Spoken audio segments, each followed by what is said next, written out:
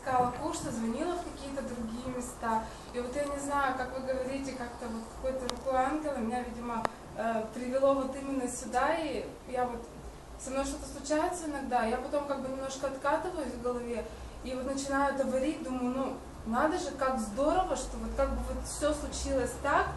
И побольше таких в нашей жизни пусть встречается неординарных, как вы, вот личностей, которые просто залазят в головы, такие застывшие, покрывшиеся мхом, и там вот так вот с ложкой перемешиваются в хорошей такой вот точке зрения. Ну, конечно, может быть, не всем это как бы приятно с одной стороны, но если человек развивается, он обязательно вот это все, потом эти семечки, которые вы закладываете, они, если человек будет этому способствовать, они вырастут просто в огромные цветы и распустятся вот такими вот соцветиями.